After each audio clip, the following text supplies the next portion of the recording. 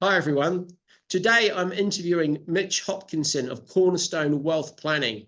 Thank you, Mitch, for being on this episode of Business Inspires. I'm really excited to start to learn more about you and your business and how we can inspire business owners or those that are thinking about starting a business. First of all, then, Mitch, perhaps it'd be good if you could give us an introduction to what you do and the problems that you solve for people. Sure. Thanks, Rod. Thanks for having me on. So Cornerstone Wealth Planning is focused on helping high net worth clients and families to make the right decisions when it comes to their money. In particular, over recent years, we've also helped people who have worked internationally come back to the UK and restructure their finances appropriately to make sure they're properly in place, having worked all over the world. The reason I set Cornerstone up was to be the kind of business that's always there for someone to feel like they've got a trusted advisor to help and support them to make the right decisions about their wealth in a world that becomes and is becoming increasingly complex.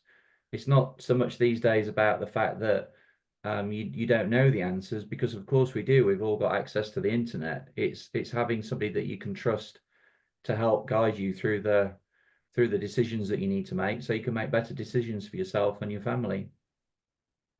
Brilliant. Yeah, and trust. Yeah, you used that a couple of times in that answer to that question. Yeah, it's so important, isn't it, to build that trust with people. So what inspired you to run your own business? Is it something you always wanted to do? Yeah, I really think so. I'm one of those people that really likes to get things done, and being really honest, I struggle to be told what to do. So it's quite easy when you have your own business to get on with things, because you're not hampered by other people that might have their very best intentions, but often you feel like they're holding you back. So this is not the first business I've set up and run. I've done this a few times before, so it's not my first rodeo, as is one of those common sayings these days. But I found that latterly I ended up in quite a large corporate business, and it was for my industry, and I just found myself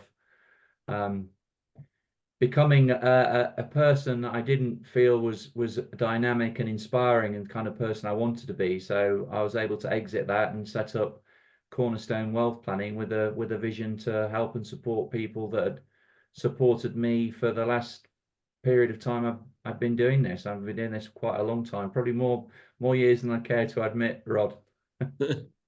Brilliant. So having sort of set the business back up, and we were talking earlier, you said you've got about a team of 8 now, predominantly sort of home-based working. But what has been the hardest thing that you've been through in terms of that setting up and the growth of the business?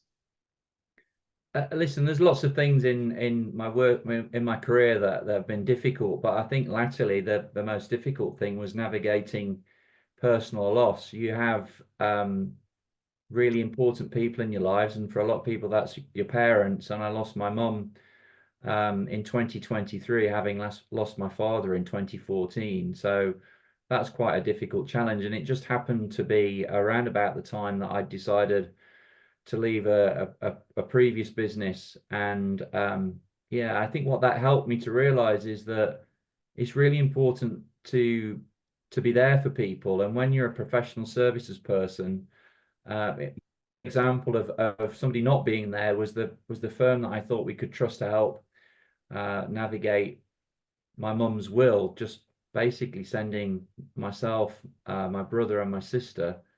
And fortunately or unfortunately, I'm the person who does this kind of thing, so it was left to me. They sent me a letter. It was about 20 pages long, and there's quite a lot of it was just factually inaccurate. And the most awful thing about it was it talked about my mum's will being contested. And I do know a little bit about why you might contest a will, but my mum and dad had been childhood sweethearts. So after my dad died, my mum was crushed really, and found it very difficult to get over a grief. So to think that the will might be contested, it just reminded me that what we do is really personal. And that could have been cured by picking the phone up and having a chat, and it wasn't. It was just somebody thought it was far better to spend lots of time writing a letter, and then it completely crushed the relationship. So that was a difficult time, but also one of those times that inspired me to think, you know what, I need to set up a business and get on with what I'm good at.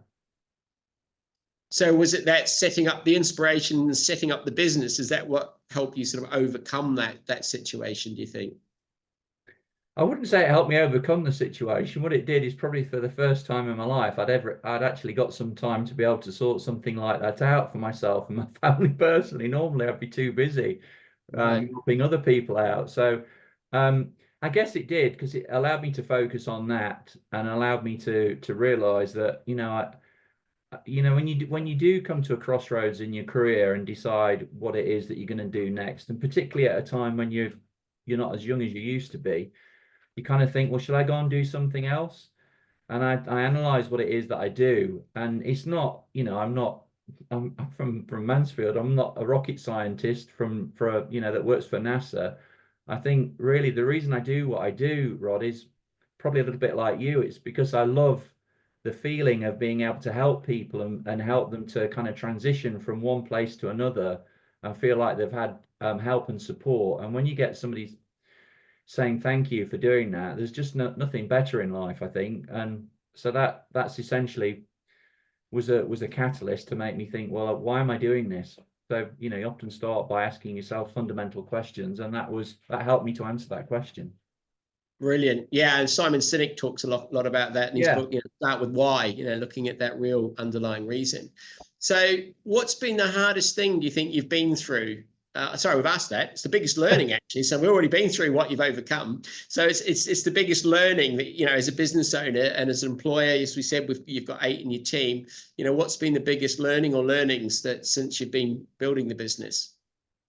I just think the biggest learning really is to be the authentic version of yourself and not end up being the type of people that, with the reason that you left a big corporate in the first place. So always be open in your communication, always have energy and drive, and be that person that's the inspiration for others. Because I think that's important. People look up to other people and want to feel that they're going in a direction that allows them to develop and grow.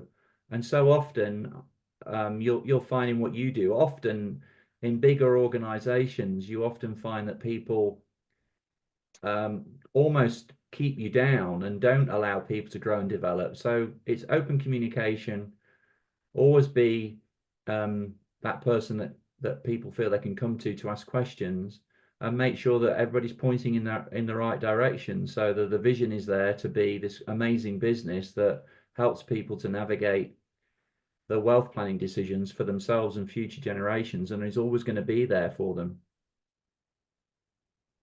Brilliant. And I like that, authenticity, particularly in building those relationships. And we talked about trust at the beginning as well. It's so important that you are true and that authenticity is there. Would you do anything differently if you started over again? I know you've said you've done a couple of businesses, so you've been to the rodeo a couple of times, but, is there anything you would do differently? So because we're in professional services, it's quite important that you don't allow people to forget that you're still there. So I was barred from being able to set up and encourage my existing clients for a period of time because of the nature of the way that I left. And probably I was very keen to get clients to come back. And the thing I might do differently if I did it again, although not too differently, was just to ensure that our systems were a bit more robust than perhaps they have been and what we'd like them to be. So that's kind of a bit boring, isn't it? But yeah, it's always about, I saw you on one of your LinkedIn pieces to camera where you were talking about having good systems in place. So it's really important to have those. And fortunately, I've got some good people around me that help with that. So I'm not the best at that sort of thing, being perfectly honest. No, it's so important, and that continuity of speaking particularly to clients, because they do say if you're not speaking to your clients, somebody else will be. So having robust systems and process to make sure you're consistently doing that is very, very important, and a key part of developing the business as it grows. So obviously you've built up the team, you've built up the business. What do you attribute that sort of successful growth down to? So the biggest thing for us in a business that's just starting off is to always have the basics at heart and don't move too far away from those. And I think a big eye opener for me about service is actually in 2024, I think oftentimes services has never been as bad as it is. And a really good example of that was a couple of years ago, I phoned my television subscription service up, and first of all, you can't find the number to phone them, which is clearly they don't want you to phone because they just don't, which is always a bit of a surprise to somebody who's believes in service. And once I found the number, which was a bit of a almost an insurmountable task in itself, and then you get through to the phone and you have to press so many different numbers until you think finally you're through to speak to somebody. I couldn't believe it. I got this message to say that your call is very important to us, but please be aware that you might have to wait for over 2 hours just to speak to somebody. So I think the important thing about what we do is to always be there and be that business that when somebody contacts you, you're back speaking to them as quickly as possible, because it just doesn't happen anymore. And people really value that. No, you're absolutely right. And that's and assuming you did well to get through the menus, because I normally get through the menus and it's like that none of those options make sense. And then you got to try and work your way back through again and work out exactly which permutation might work. No, that's good. But I think, certainly that customer centric focus is really coming through strongly in the way that you've answered the question. So just thinking forward, where do you see the business, maybe, the marketplace stroke the business going over the next 5 years? Yeah, well, our ambition is to be a business that's big enough to be one that matters, but small enough that people feel that they're part of something. So I'm quite, in terms of what I've said just now, it's quite obvious that if you grow to a business that becomes so big that you don't know your clients, that you just become too big like everybody else. So it's that challenge really to be big enough that you can last for generations, because that's our ambition. I think there's lots of businesses do what we do that would say that the client is at the center of what they do, but really it's shareholders and profit, and shareholders and profit are really important, but we mustn't ever lose sight of the fact that it's clients that drive that. So I really think it will be a differentiator to be a business that's small enough to have a feel that people really care when you call them, but big enough so that families can trust that future generations will be well served. Brilliant.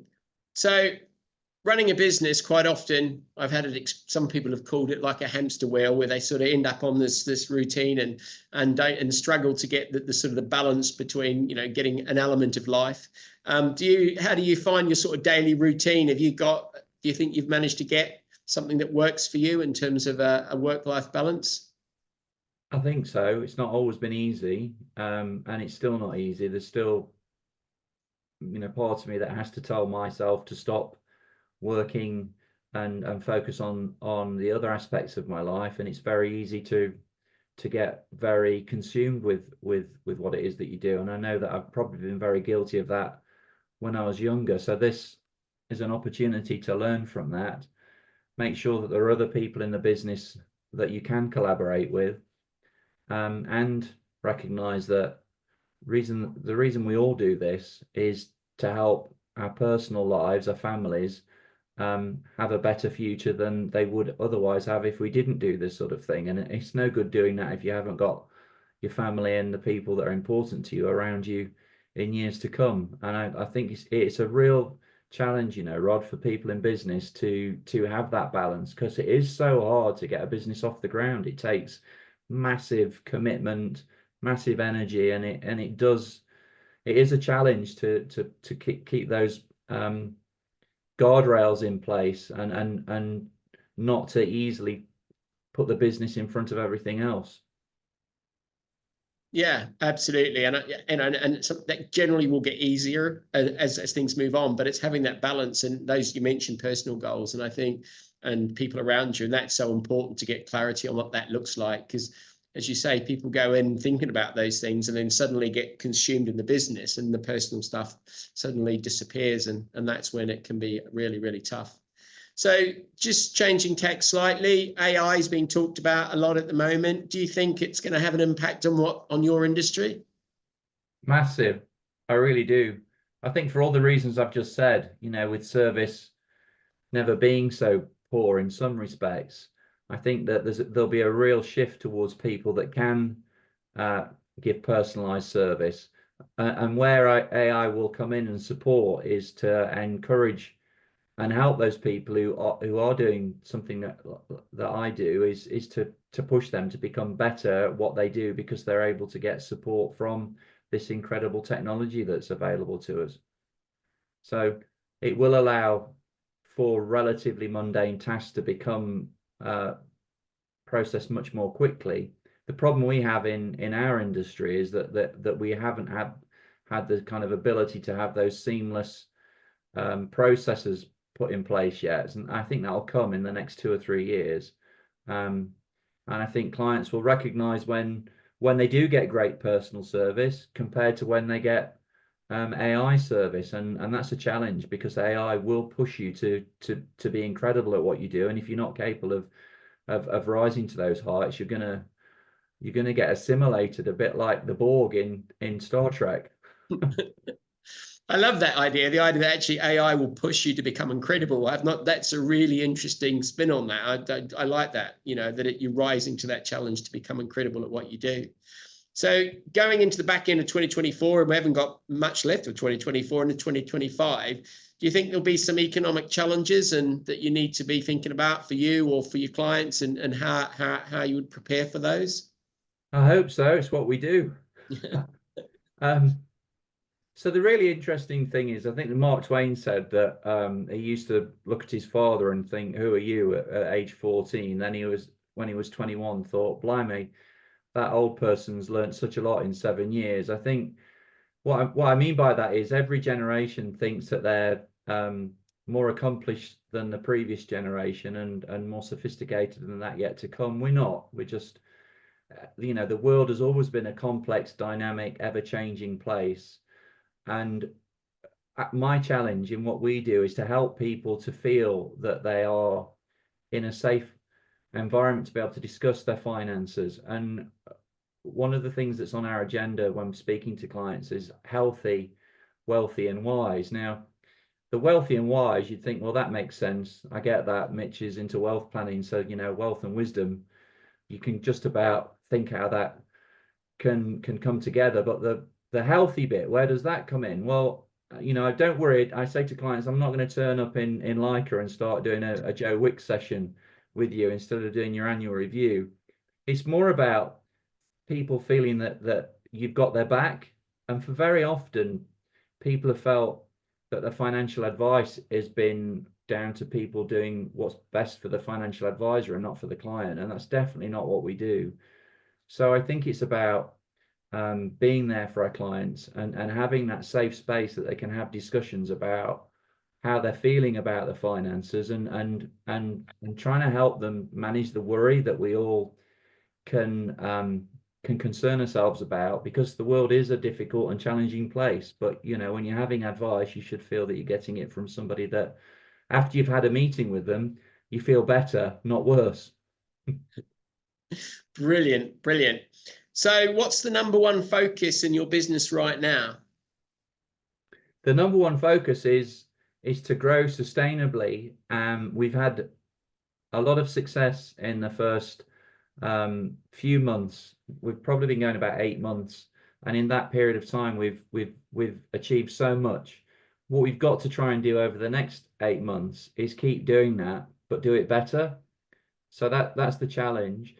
Keep attracting clients to come and work with us. Encourage those clients that have made the big decision to join a new business that's only recently established, confirm to them that they've done the right thing, and then always be there for them. Because frankly, where they've come from a place where perhaps they felt that the business didn't really care for them and they weren't important, and that's sad, really.